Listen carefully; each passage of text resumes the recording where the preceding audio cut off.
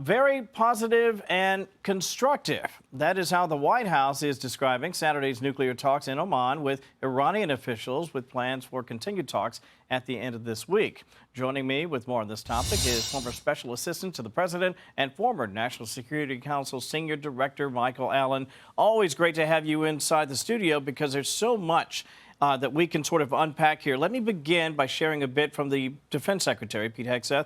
He's talking about the need, first and foremost, to prevent the regime from ending up with a nuclear weapon. Here's sound from him. Get your reaction afterwards.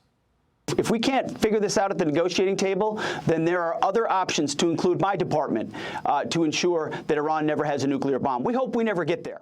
Iran's taking a look at what's happening to the Houthis and realizing they don't want any part of it. And that's because we're dismantling the Houthis' capabilities. Well, they're certainly doing that. I mean, that's unarguable. They are absolutely hammering the Houthis, and yet we have been at this position before, Michael, where there's lots of talk. The Iranians lie or they obfuscate. Do you expect any progress in this circumstance? Well, I think it's going to be really tough because the Iranians, I think, believe that for them to have a nuclear weapon guarantees that the Iranian revolutionary regime would stay in power forever. So I think we are going to have to really drive a tough bargain, not just with the maximum pressure sanctions that President Trump has addressed, but also the credible threat of some sort of military force, be it Israel, the United States, or both of us, pressuring Iran to make real compromises, or else I think they're going to tiptoe right up to having a bomb. Here's the question, though. Do you really expect that despite what they say, they'll actually follow through? I remember with the inspectors, the IAEA, they wouldn't let certain people come in. You couldn't look at this facility. You can't do that. There seems to be a pattern that I've been watching play out since 1979, or maybe I'm just skeptical because I hear about it the most. You're appropriately skeptical. They've cheated so many times. There have been underground uranium enrichment facilities that we've found. Ultimately, if President Trump goes up with a deal, he's got to be profoundly skeptical throughout the deal itself. We've got to have good intelligence. We have to have our allies lined up to be able to watch and stare persistently at the Iranians. But look, I don't know that the Israelis are going to feel comfortable regardless. I think that the theater is set for them to make a strike sometime this year, and honestly, I think that's where it's headed. Before I share some of the foreign minister from Iran, who seemed fairly positive about the way conversations are going, can you do me a favor and distinguish the difference between the regime and the Iranian people? They're dynamic. They are, for lack of a better description, many of them are frankly freedom-loving, but they're in a very desperate circumstance in that country. Well, you were right to harken back to 1979. The Persian people have a long, proud civilization, and the theocratic, really extreme version of Shia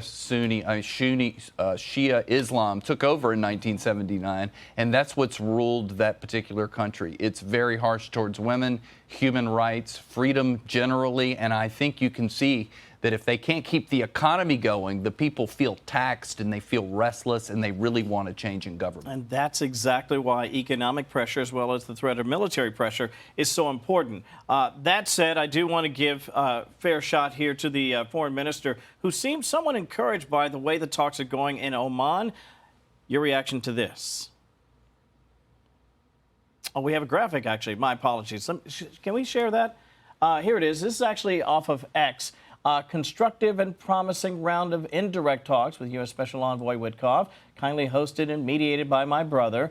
The talks were conducted in an atmosphere of mutual respect. I elaborated Iran's viewpoints in a firm yet forward-looking manner. Both sides decided to continue the process in a matter of days.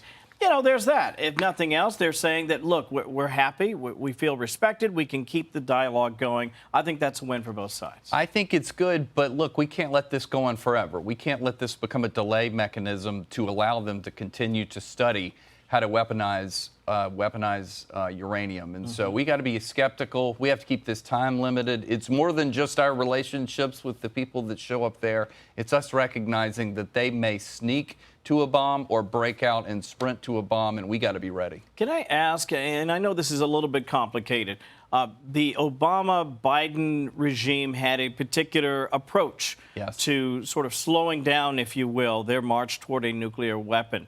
Was that effective? Was it ineffective? Tell me about the difference in the way they handled things versus the way the Trump administration hopes to handle things. Well, we're going into a maximum pressure phase, but Trump seems like he is interested in a deal, but he appropriately was skeptical of the Obama deal, which put time limits, but we don't want just time limits on their ability to build a nuclear bomb. We want it to be in perpetuity, in effect. And we want them to not be able to perfect their enrichment. We want them to be shut down. And you mentioned the IAEA inspectors. They have to be given unfettered access across the country. That hasn't happened in years, and that is going to be part and parcel of any trust that would go into a future agreement. You nailed it. If that doesn't happen, this is where I think the SecDef, the defense secretary, is right.